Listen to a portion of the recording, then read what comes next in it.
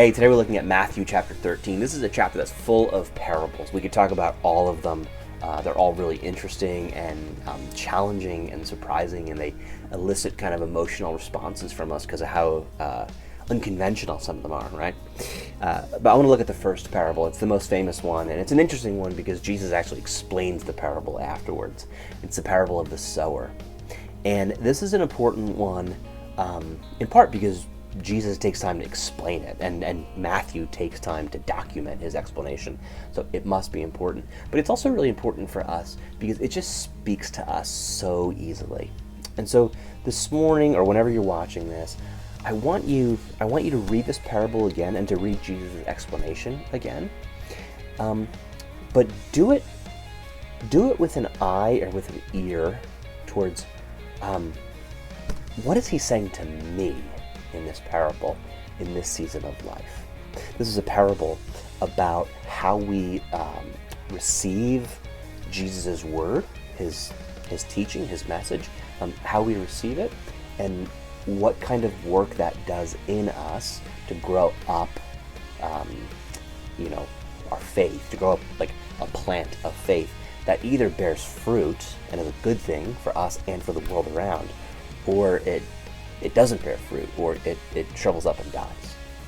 And so when you're reading this parable, think about for you, like in this season of life, where's your faith at, right?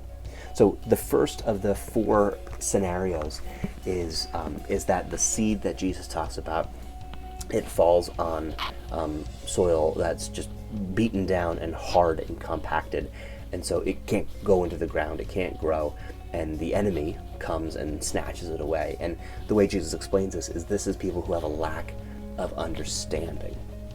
And think about your faith for a moment. Is this a season where you've simply missed the boat of what Jesus is saying, of what Jesus is calling you to? Is there a lack of understanding?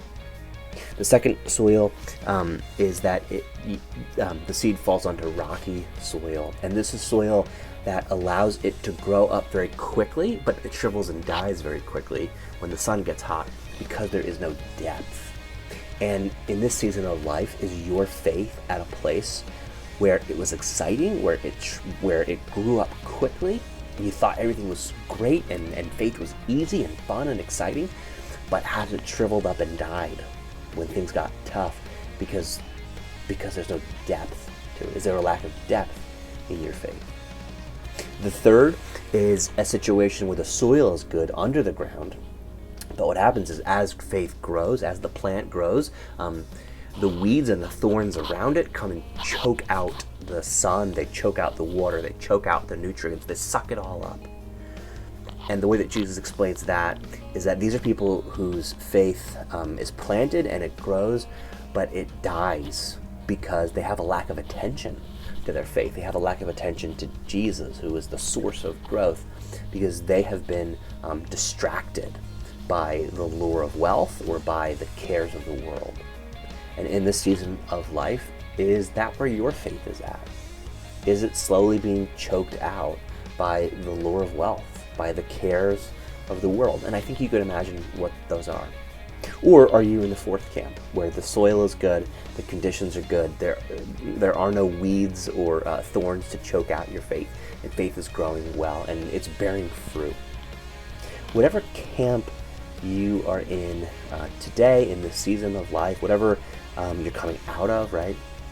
I want you to reflect for some time this morning on how you got there, on what happened in life, what were the conditions that led to that place, and then what might you do to change those conditions so that your faith can grow, so that your soil can be rich enough to receive the seed of faith and grow, or so that you could clear out the weeds and the thorns. What might you do to make the conditions right for healthy faith growth in your life? And really today, take a moment and audit where you are. And wherever you are, I want you to ask God to help you with those conditions. Whatever you need to do, whether it's courage, whether it's strength, whether it's perseverance, whether it's wisdom, insight, right? Whether it's hope, whatever it is, ask God to help you out, to make the conditions of your heart, of your faith, of your life, such that your faith could actually bear fruit. That's not only good for you, but it's good for the world around you.